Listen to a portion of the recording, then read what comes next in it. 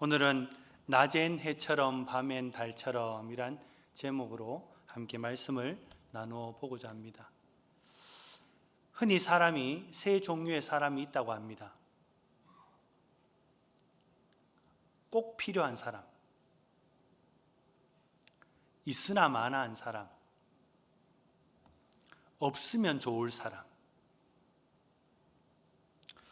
이렇게 사람을 이 세 종류로 한정 지을 수 있겠습니까마는 그래도 한 번은 우리를 스스로를 돌아보게 하는 말인 것 같습니다.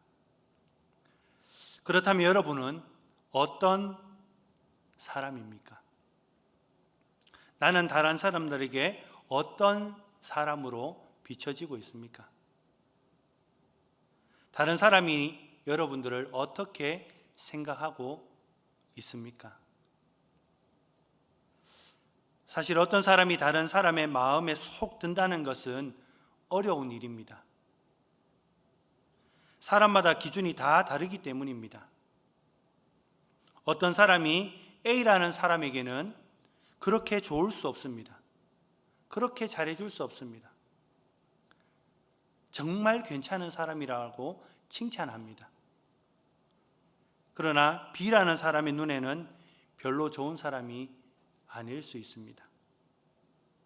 아마 여러분에게도 그런 사람이 있을 것이고, 여러분 자신이 어떤 사람을 대할 때 좋은 사람으로, 또 어떤 사람은 참 별로인 사람으로 받아들여질 때가 있을 것입니다. 그렇다면 하나님께서 우리를 어떤 사람으로 보고 계실까요? 나는 하나님 앞에서 어떤 사람일까요? 사람은 다 자기 기준에 따라 어떤 사람은 좋아하고 어떤 사람은 별로라고 생각합니다.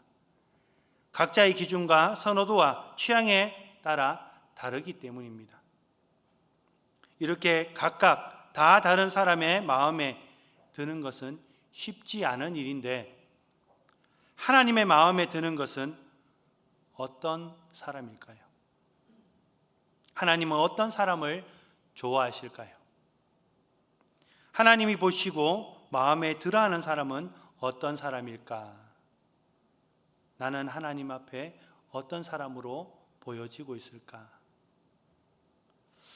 오늘 여러분은 이 질문에 답을 알아 하나님의 마음에 드는 사람으로 살아가시기를 주의 이름으로 간절히 소망합니다.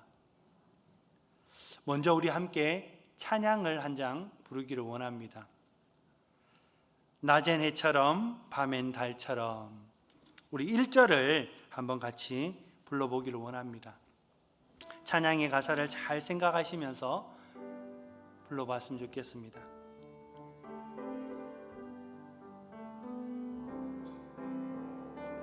낮엔 해처럼 밤엔 달처럼 그렇게 살 순 없을까?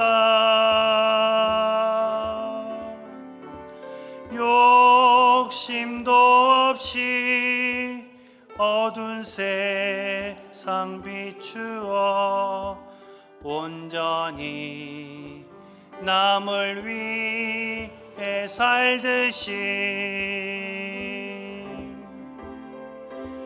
나의 일생에 꿈이 있다면 이 땅에 빛과 소금 되어 가난한 영혼, 지친 영혼을 주님께 인도하고픈데 나의 욕심이 나의 못난 자가 언제나 커다란 짐 되어 나를 짓눌러 마음을 공곡해 하니 예수여 나를 도와주소서.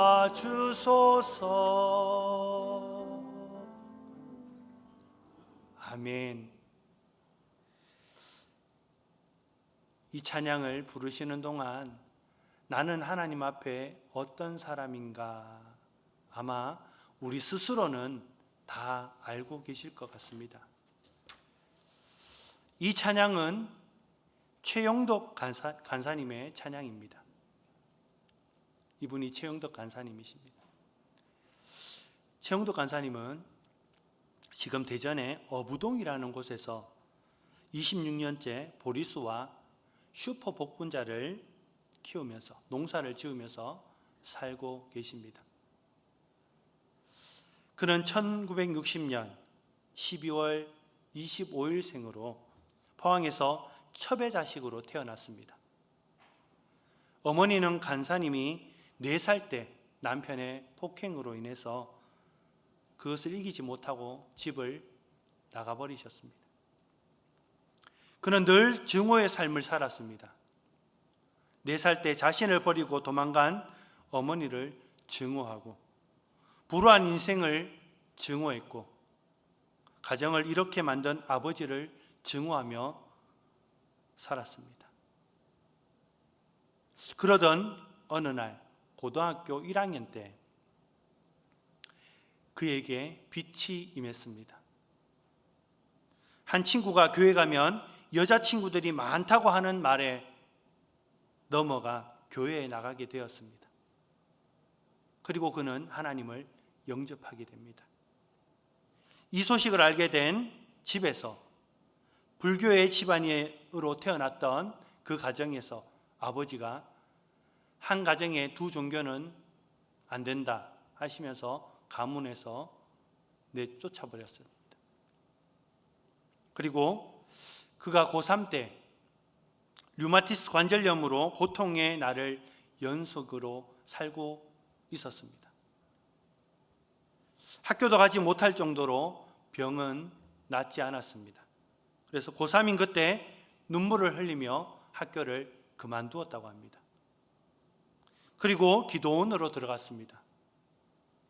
기도하는 가운데 하나님께서 로마서 8장 28절에 하나님을 만나게 하셨습니다. 우리가 알거니와 하나님을 사랑하는 자 곧 그의 뜻대로 부르심을 입은 자들에게는 모든 것이 합력하여 선을 이루느니라. 출신 배경이 마음에 들지 않았지만 그러나 이것으로 이 말씀으로 하나님께서 합력하여 선을 이루어 주신다는 것을 믿게 되었습니다. 첩의 자식으로 태어났든지 정상적인 가정에서 태어났든지 그것은 이제 아무 소용이 없었습니다. 그는 감사했습니다. 가난이 싫었지만 그러나 가난한 집안에 태어나게 하신 것을 감사했습니다. 가난한 자신의 삶을 통해 하나님께서 선을 이루어 주실 것을 믿었기 때문입니다.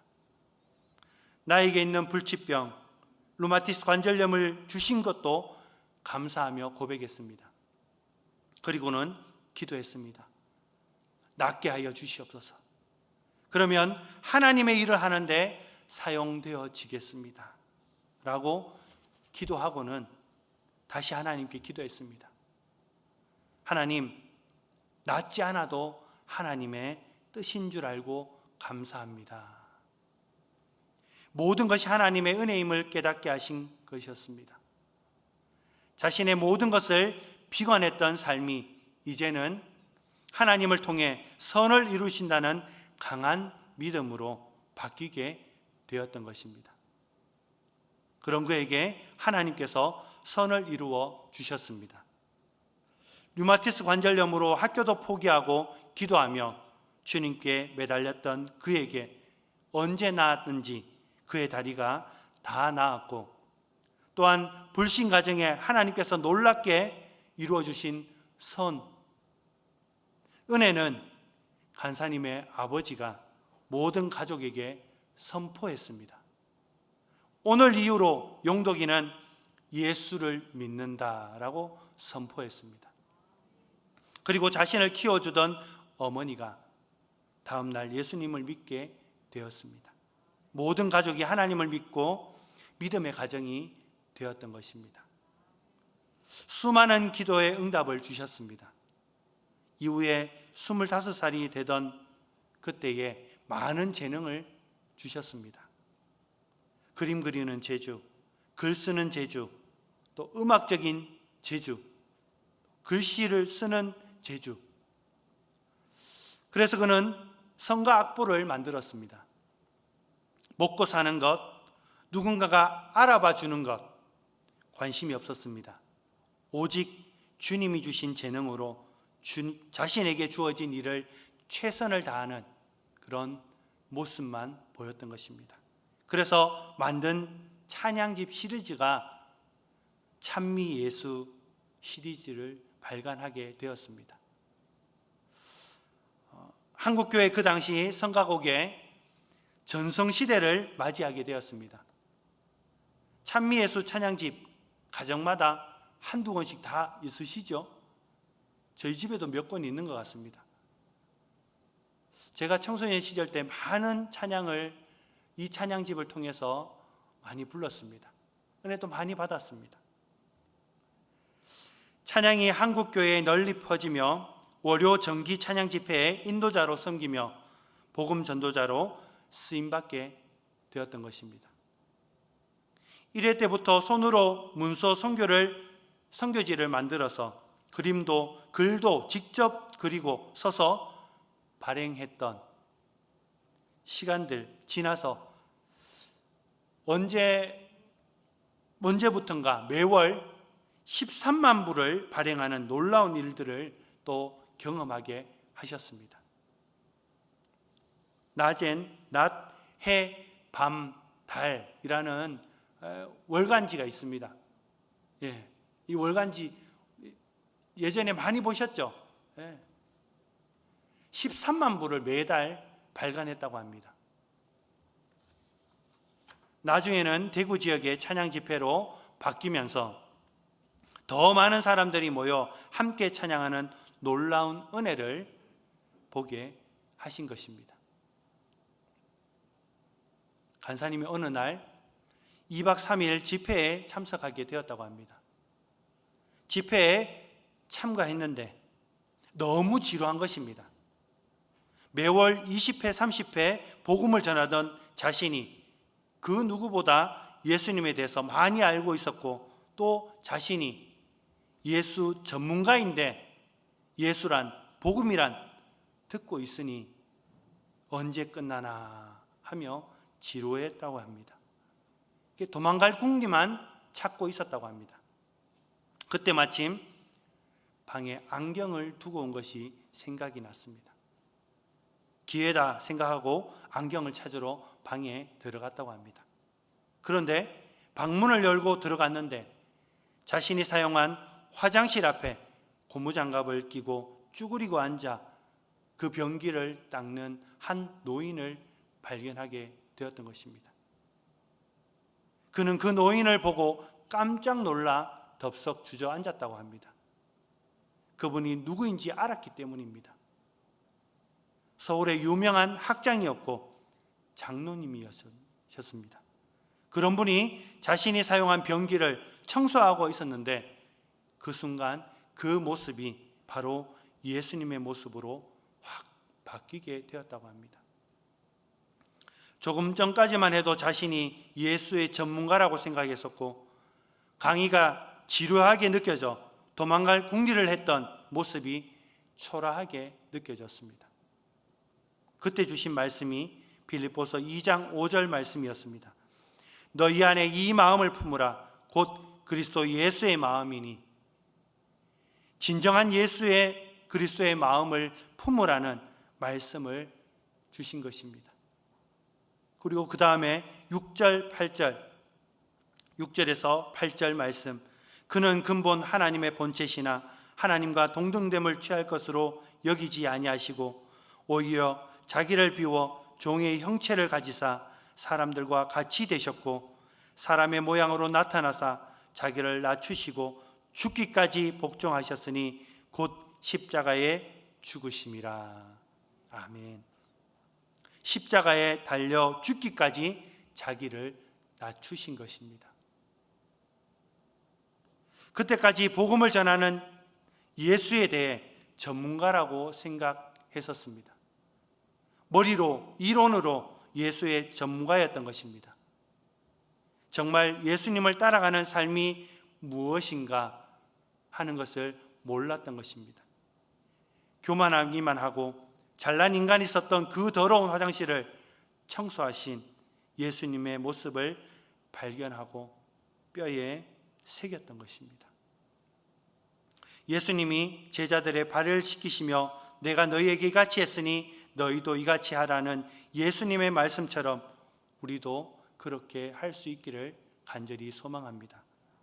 로마서 8장 28절에서 29절 말씀에 하나님이 우리를 이 땅에 부르신 목적은 부르심에 합당한 모습은 우리로 하여금 우리의 성품이 인품이 예수님을 닮아가기를 바라신다는 것입니다. 이 일은 우리가 죽을 때까지 절대 포기하지 않으신다는 말씀입니다. 죽을 때까지 계속 하신다는 것입니다. 우리의 힘으로, 우리의 의지대로 되지 않습니다. 그래서 오늘 우리가 불렀던 찬양, 낮엔 해처럼 밤엔 달처럼, 이 찬양을 만들었다고 합니다. 이 찬양은 우리의 신앙의 고백을 그대로 고백하는 찬양입니다. 우리는 절대 할 수 없습니다. 그러나 주님이 함께 하시면 할 수 있습니다. 주님이 도와주소서 하는 고백으로 만들어진 찬양입니다. 우리 다시 한번 찬양하기를 원합니다. 2절을 우리 함께 찬양했으면 좋겠습니다. 예수님처럼 바울처럼 그렇게 살 수는 없을까?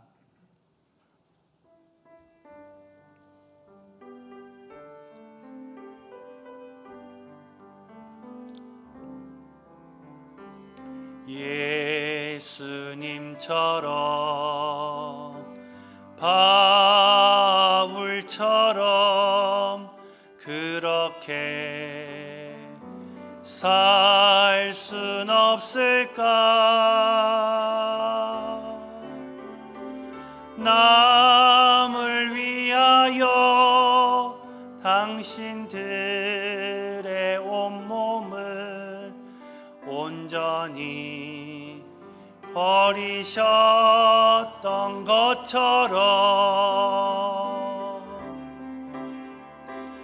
주의 사랑은 베푸는 사랑, 값없이 거저주는 사랑. 그러나 나는 주는 것보다 받는 것 더욱 좋아하니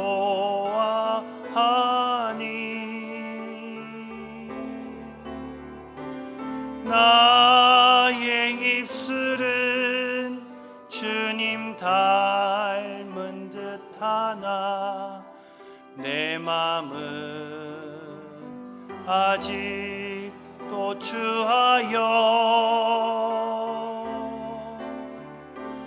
받을 사랑만 계수하고 있으니 예수여 나를 도와주소서.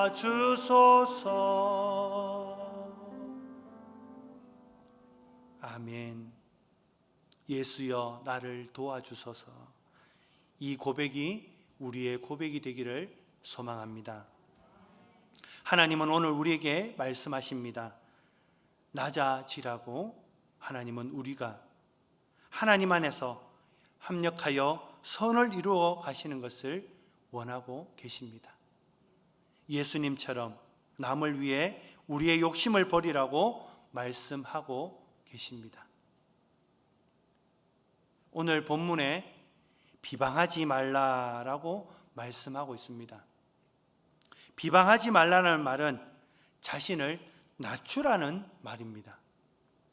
오늘 우리가 읽지는 않았지만 바로 위에 10절에 보면 주 앞에서 낮추라고 말씀하고 계십니다. 이것이 형제에 대한 비방과 연관이 있다라는 말씀입니다. 비방은 다른 사람을 자기보다 낮게 평가할 때 나타나는 일입니다.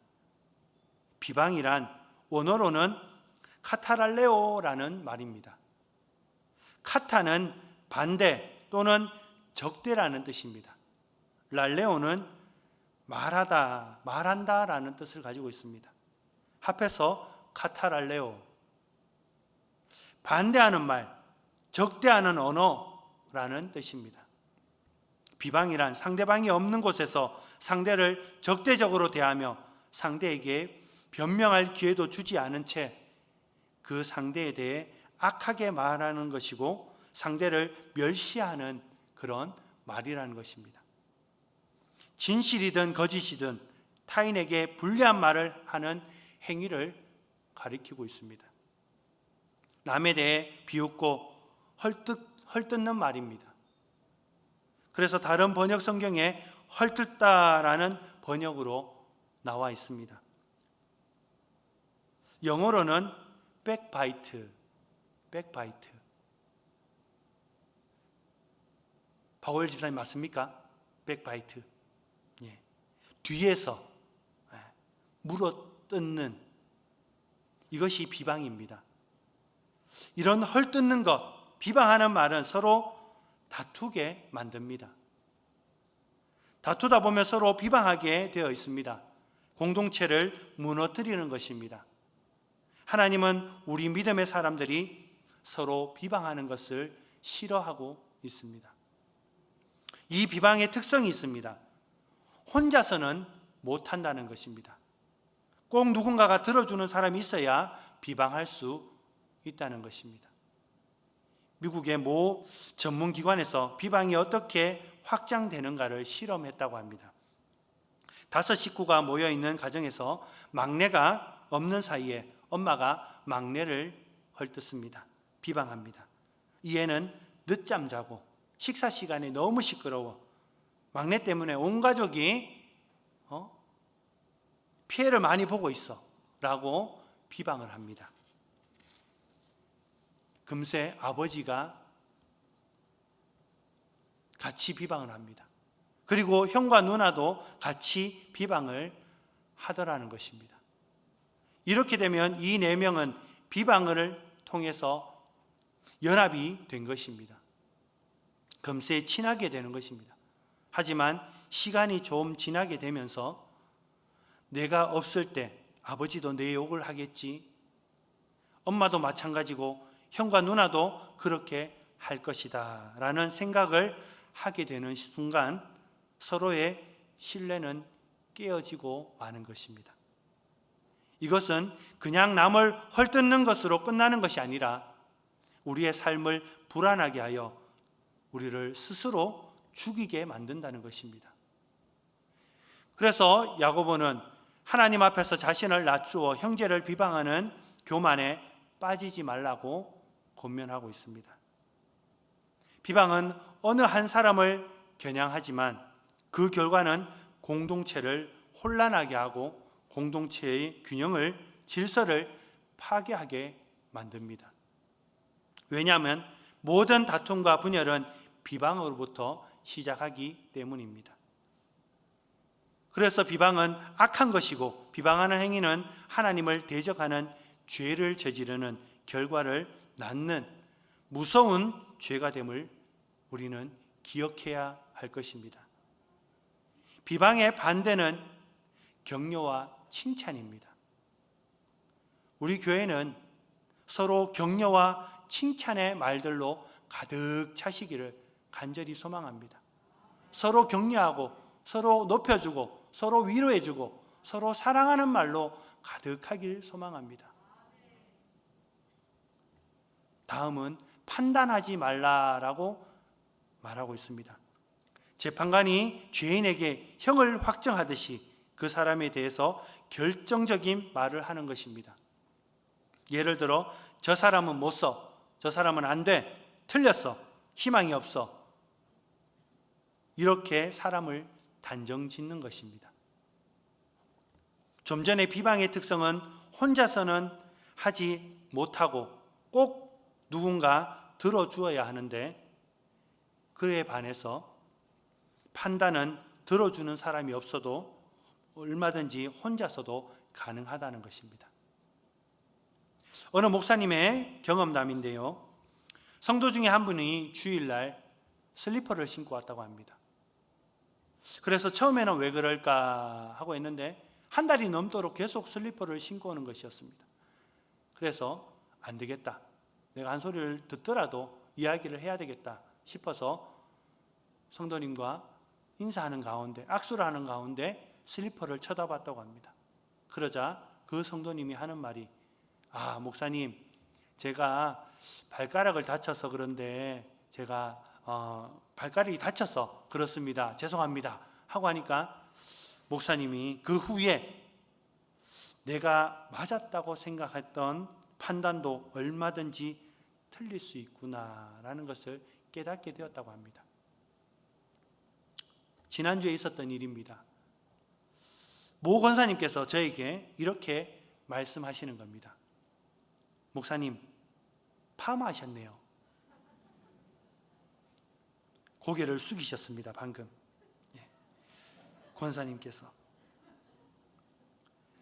파마가 자연스럽게 잘 된 듯이, 잘 됐다는 듯이 그렇게 저에게 말씀하셨죠. 그런데 제가 뭐라고 말씀드렸을까요? 이미혜 권사님, 제가 뭐라고 했던가요? 제가 자연산입니다 라고 얘기했습니다. 저는 파마를 한 번도 한 적이 없습니다. 스트레이트 파마는 진짜 많이 해봤습니다. 이렇게 펴진 머리가 뭐죠? 이렇게 곱슬되지 않은 머리가 너무 부러워서 학창 시절에 곱슬머리가 너무 싫었습니다. 저는. 그래서 스트레이트 파마는 진짜 많이 했습니다. 그런데 얼마 지나지 않아 다시 머리가 꼬이더라고요. 완전 곱슬은 아닙니다. 반곱슬입니다.